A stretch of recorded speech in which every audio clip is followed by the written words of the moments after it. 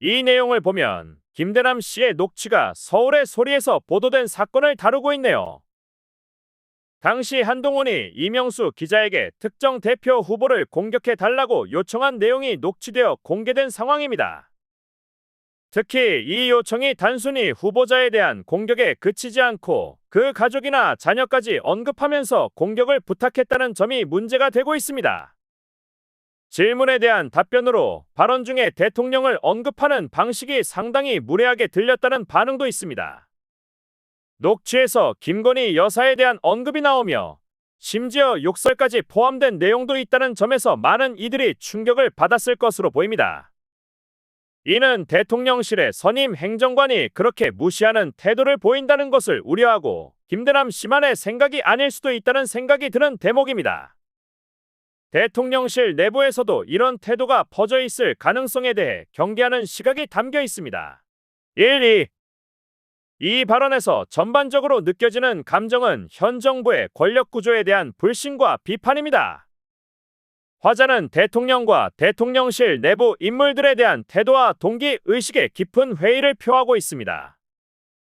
특히 윤석열 대통령에 대한 존중 부족과 김건희 여사에 대한 언급을 통해 내부 세력 간의 권력 다툼과 대통령에 대한 실질적인 영향력이 누구에게 있는지에 대한 의문을 제기하고 있습니다. 화자는 대통령실 내부 인사들이 윤석열 대통령의 성공을 위해 모인 것이 아니라 자신의 이익을 위해 모였다고 보고 있습니다. 이는 그들이 국가의 이익보다는 개인적인 욕심과 출세를 더 우선시하고 있다고 주장하는 것입니다. 이러한 시각은 권력의 중심에 있는 사람들의 동기에 대한 불신으로 이어지며 그들이 국가를 위해 진정으로 일할 것인지에 대해 회의적인 입장을 취하고 있습니다. 결국 화자는 과거의 청와대와 비교하여 현 대통령실에 있는 사람들이 국가를 위한 헌신적이고 선한 의도를 갖고 있어야 한다는 기대를 언급하면서 그 기대가 충족되지 않고 있다는 실망감을 드러내고 있습니다. BNNI 화자는 또한 특정 인물들이 김건희 여사를 공격하지 않는 점을 들어 이들이 김건희 여사의 영향력 아래 있는 것이 아닌가 하는 의문을 제기합니다. 더불어 대통령실 내부의 비계 권력의 비선 라인과 지나치게 많다는 지적을 하면서 이는 결국 권력 다툼의 일환이라고 주장합니다. 화자는 대통령실 내 참모들이나 행정관들이 두 개의 라인, 즉 김태우와 김건희 여사 중심으로 나뉘어 있다고 의심하고 있습니다.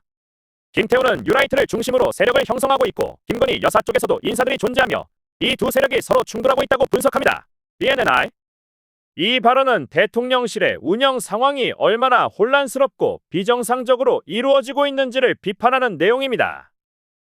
화자는 이러한 상황이 단순한 폭로 이상의 문제로 국가 운영 자체가 제대로 이루어지지 않고 있다는 점을 지적합니다.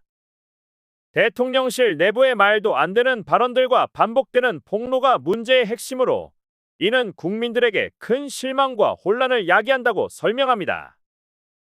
특히 한동훈 장관이 이러한 상황을 두고 화를 내는 것도 당연하다고 언급하며 대통령실 내부에서 벌어지는 권력 다툼과 불협화음을 꼬집고 있습니다. 또한 김대남 씨가 자신도 비선 라인 비계에 속하면서 비선이 많다고 비판하는 점을 언급하며 그 아이러니를 지적하고 있습니다. 결국 이 모든 상황이 엉망으로 흘러가고 있으며 국민들이 이를 지켜보며 당혹스러워할 수밖에 없는 상황임을 강조하고 있습니다. 결론적으로 이 발언은 대통령실의 내부 운영이 엉망진창으로 굴러가고 있으며 그로 인해 국가 전체가 제대로 운영될 수 없다는 심각한 문제의식을 드러내고 있습니다. 이 발언은 김대남 씨가 자신의 이익을 챙기기 위해 서울보증보험 감사 자리를 맡았다는 점을 비판하고 있습니다. 화자는 김대남 씨가 공적인 책임감이나 소신이 전혀 없으며 오로지 개인적인 이익만을 추구하는 사람이라고 비난하고 있습니다. 이런 인물이 감사 자리를 직접 선택해서 갔다는 점에서 인사농단이 아니냐는 의문을 제기합니다. 또한 윤석열 대통령을 향한 비판도 강하게 담겨 있습니다. 화자는 윤 대통령이 자신의 이익에만 신경 쓰기 때문에 주변의 비판을 무시하고 자신의 이익을 도모하는 사람들만 모여들고 있다고 주장합니다. 이러한 상황을 자업자득이라고 표현하며 윤 대통령이 만든 환경 속에서 벌어지는 일이라고 해석합니다. 김대남 씨의 행보와 관련해서는 두 가지 사주가 있다고 말하며 그중 첫 번째는 고발 사주로 현직에 있을 때 언론을 통제하기 위해 어용 단체를 만들고 대통령실의 지휘 아래 언론인들을 고발하는 방식으로 대응해왔다고 지적합니다. 이 과정에서 언론인들이 법적 소송에 휘말리고 봉주 기자와 같은 인물들이 현재 재판을 받고 있다는 사실을 언급하며 언론 통제에 대한 비판을 이어가고 있습니다. 결론적으로 이 발언은 김대남 씨와 윤석열 대통령을 모두 비판하며 권력 주변의 이익을 추구하는 사람들이 모여들고 있다는 점을 강조하고 있습니다. 이 발언은 김대남 씨와 관련된 범죄 혐의와 그가 저지른 위법 행위들을 비판하는 내용입니다. 화자는 김대남 씨가 현직에 있을 때 특정 방송사에 대한 고발을 통해 괴롭히는 활동을 했다고 주장하며 그가 저지른 위법 사항들이 선거에 영향을 미쳤다고 말합니다. 이는 공직선거법 위반, 공무원의 중립의무 위반, 국가공무원법에서 금지하는 정치활동 관여 등의 혐의로 이어질 수 있으며 직권남용과 방송사 업무방해 그리고 공무원들로 인한 국고 손실 문제까지 검토해야 한다고 강조합니다. 특히 김대남 씨가 이러한 범죄 행위를 저지르고도 서울보증보험의 2인자로 있는 상황에 대해 개탄스럽다고 비판합니다. 또한 김대남 씨의 두 번째 사주는 공격 사주로 이는 정당법 49조에 명시된 당대표 경선 과정에 대한 방해 행위와 관련된 것이라고 주장합니다.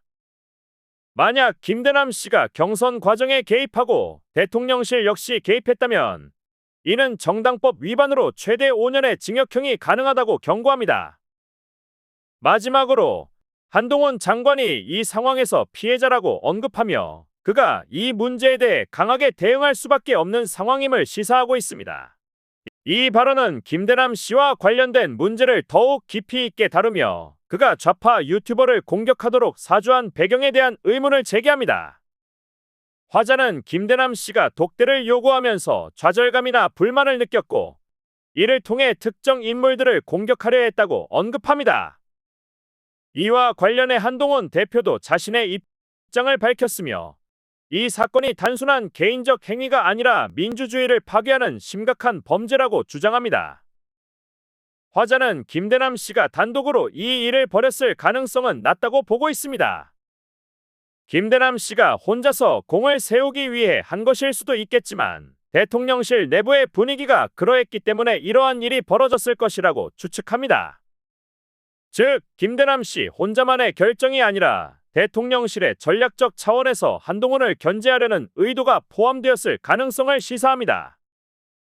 결국 이 발언은 김대남 씨의 행동이 단순히 개인적인 욕심에서 비롯된 것이 아니라 대통령실의 권력 구조와 내부 분위기 속에서 발생한 일일 수 있음을 강조하며 그 배경에 대한 보다 철저한 조사가 필요함을 암시합니다.